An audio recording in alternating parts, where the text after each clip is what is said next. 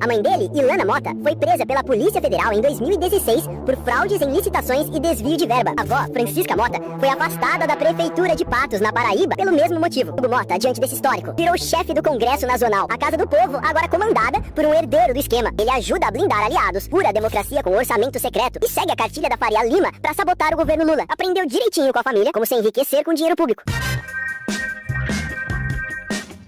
Fala, seus mal diagramados! Finalmente o governo deixou a conciliação um pouquinho de lado para bater de frente com o dispositivo que mais permite que o legislativo concentre um poder desmedido em mãos: as emendas parlamentares. Esse é o nome bonitinho para um esquema que transforma o orçamento da União num mercadão de favores, onde deputados e senadores brincam de Papai Noel regional com o nosso dinheiro. E não só. A trupe comandada por Hugo Mota e Davi Alcolumbre usa essa ferramenta para dar um baile no governo Lula e botar o ministro Flávio Dino na berlinda. Mas afinal, o que são essas emendas? Para quem estava fora do país ou em estado de coma, emendas parlamentares são pedaços do orçamento da União que deputados e senadores podem direcionar para obras, projetos ou agradar suas bases eleitorais. Parece até nobre, né? Porque à primeira vista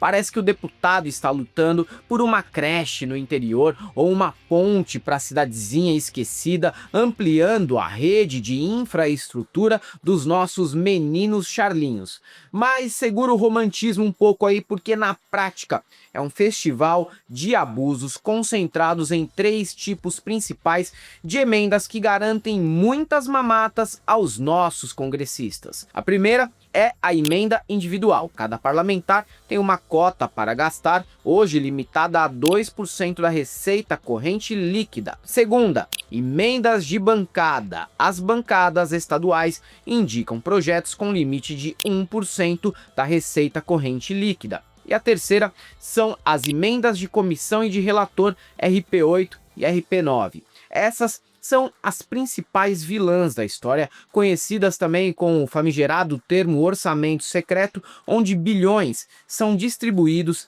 sem transparência, sem critério e muitas vezes sem ninguém saber quem mandou o que para onde. O grande problema, as RP8 e RP9 foram declaradas inconstitucionais pelo Supremo Tribunal Federal.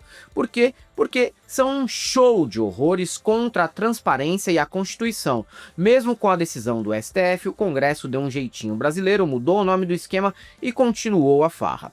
É tipo renomear o sorvete de merda para picolé orgânico autossustentável e vender com um slogan chamativo para convencer consumidores de Santa Cecília. O que a essa altura do campeonato da humanidade eu não tenho dúvidas de que seria um grande sucesso. Mas por que são inconstitucionais?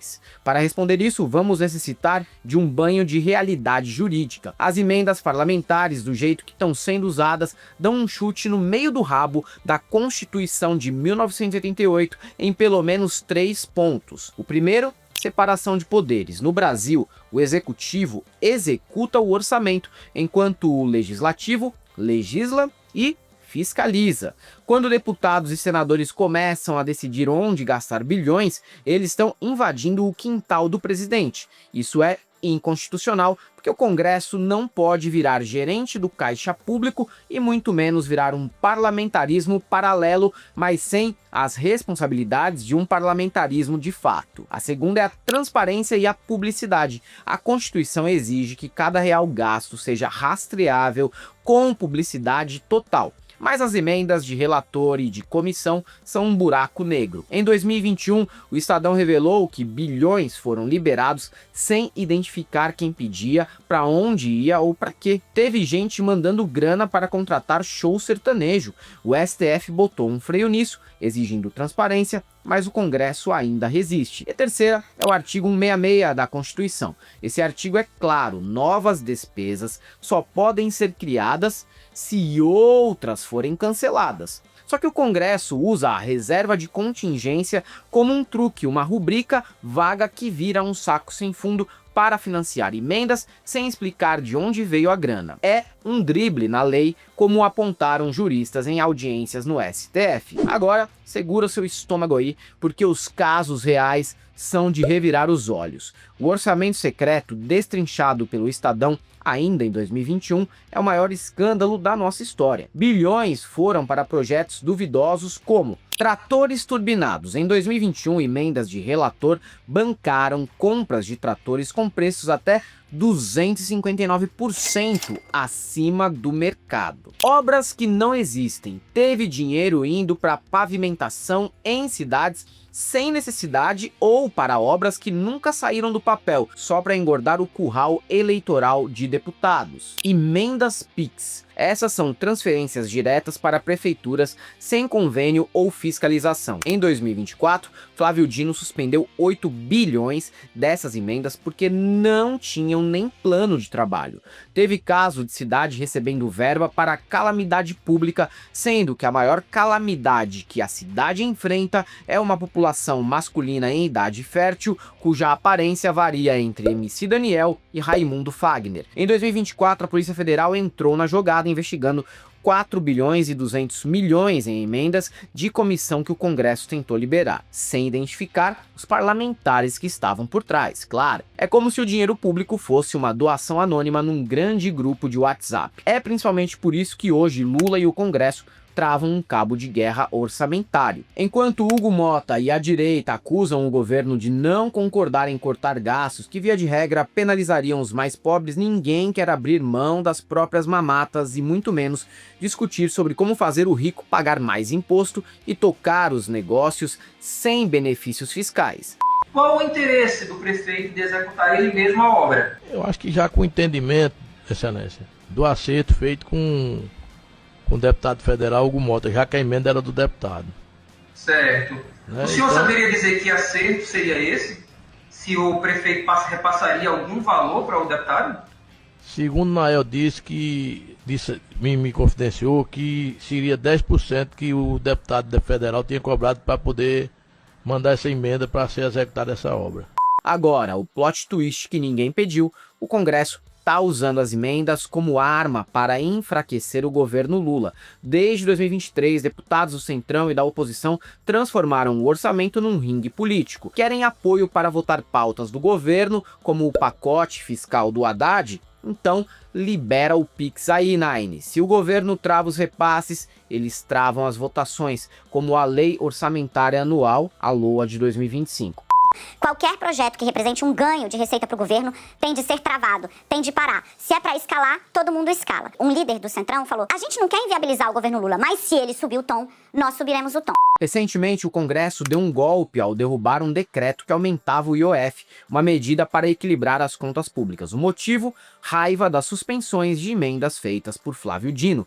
Nomes como Hugo Mota, do Republicanos da Paraíba, e Davi Alcolumbre, do União Brasil do Amapá, lideraram a pressão, exigindo a liberação de 7 bilhões em emendas bloqueadas. Posts nas redes sociais mostram deputados como Zuco, do PL do Rio Grande do Sul, comemorando a derrubada do IOF como vitória do povo, mas na real era só o Centrão jogando pesado mesmo. Nós avisamos ao governo que essa matéria do IOF teria muita dificuldade de ser aprovada no parlamento. Mais uma mentira. Eu vi e ouvi a coletiva de domingo à noite, que foi feita na Casa Oficial da Câmara, em que estava o senhor Alcolumbre e o Haddad, e lá foi acordado que perderia uma parte do IOF, a outra seria mantida, mas supriria-se com as bets. Segundo, foi Vossa Excelência que citou que tinham 600 bilhões de isenções por ano para empresários que não geram emprego e renda. E Vossa Excelência falou que ia atacar. Terceiro, ia se taxar em 5%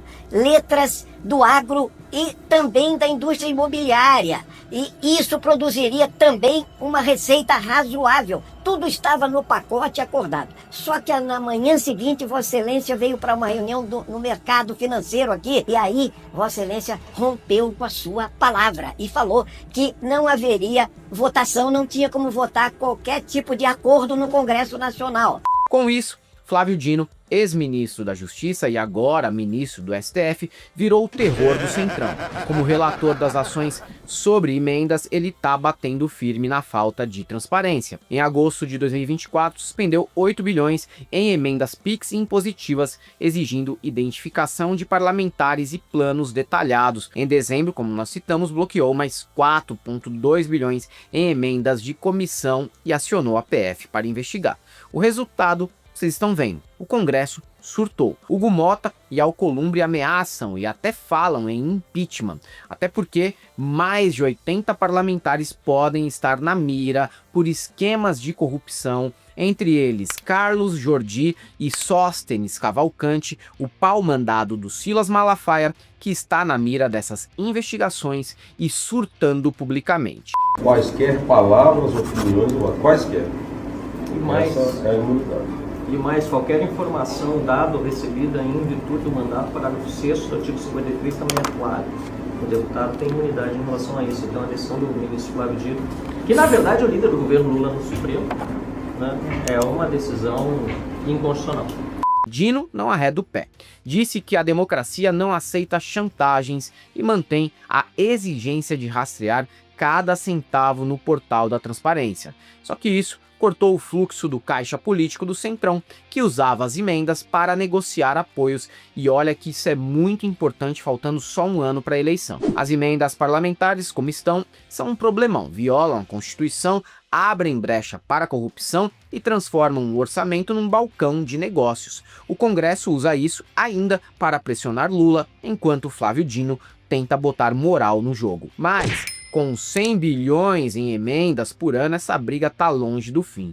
O que a oposição nota é que o governo se deu bem ao contra-atacar e apostar nesse tipo de abordagem que expõe as vísceras podres das emendas. Tanto que Lula e Haddad subiram o tom nos últimos dias e apostaram tudo em medidas mais à esquerda que favorecem o mais pobre e penalizam os mais ricos, que continuam a confabular no Gilmar Palusa e na casa do João Dória como ficar de fora das contas sobre quem deve pagar mais. Nós vamos colocar 25 milhões de famílias pagando ou nada ou menos imposto de renda. Isso é fazer justiça. E sabe quantos vão passar a pagar? Que ganham ali 1 milhão por ano, 1.200.000 por ano, 10 milhões por ano, 140 mil. 140 mil pessoas para 25 milhões serem beneficiados. Se o Centrão já está com Tarcísio para 2026 mesmo, o governo vai ter que ir para o tudo ou nada. E é isso aí, galera. Para quem gosta do nosso canal, nosso apoio, seja membro, Pix e Conta Jurídica, caso vocês queiram e possam fazer uma colaboração para que a gente continue por aqui produzindo conteúdo para vocês. Além do YouTube, estamos presentes em outras redes sociais, como Instagram, Facebook, TikTok, Twitter, Threads, Blue Sky. Sigam a gente por lá. E para todos aqueles que acreditam que a extrema-direita está pensando em como o governo deve gastar menos, só temos uma coisa para te dizer: não passarão.